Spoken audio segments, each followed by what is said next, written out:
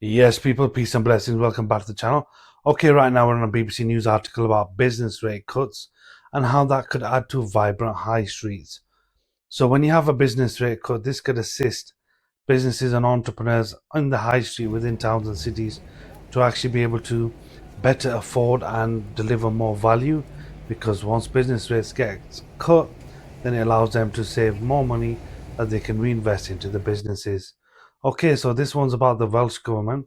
So the Welsh Government is considering cutting business rates for smaller retail shops to help them compete with online retailers and to create a more vibrant high street. So obviously the online space is a big threat to the high street. Now, if I look at myself into my own personal story, I, before we'd go to a high street, the local town centre, city centre, walk into a shop, maybe purchase a t-shirt, some jeans or some trainers. Now you can just go onto websites, specific websites, and within a few clicks you can choose a product like a pair of trainers or a shirt or something, and then you can purchase it there and then and have it delivered to your doorstep, without ever actually having left your house. So that in the last kind of decade or so has made a big change in terms of how retail is operated in this country. So a consultation has been announced on cutting rates for retail shops paying less than 51,000 in business rates, which is estimated to affect around 13,000 properties. Business rates are a tax on non-domestic properties, including shops, pubs and offices. The Welsh Retail Consortium described the proposals as a mixed bag for retailers.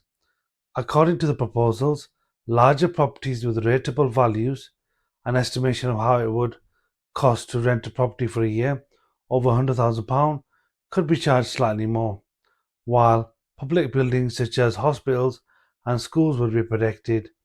If approval, the changes would start on the 1st of April next year, with the exact rate set during the Welsh Government budget planning for 2026 and 2027.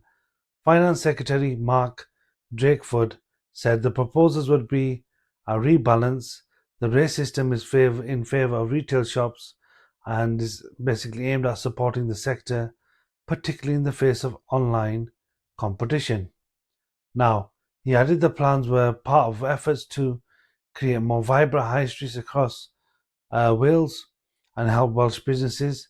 Vacant shops are an issue in many towns across the country, and research published a couple of years ago found 1 in 6 shops in Wales was empty.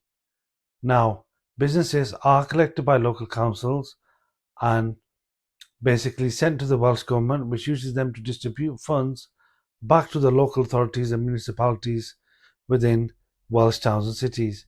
Information on rents is gathered and analysed by the Valuation Office Agency, which works out a price for the rate per square metre of the premises.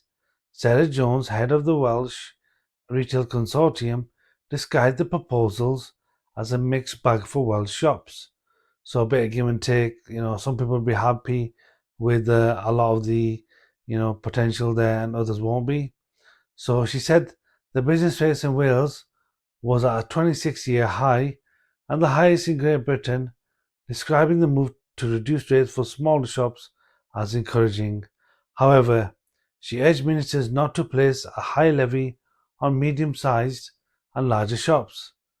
A higher business rate on these stores is basically antithesis of what's needed to spur retail's investment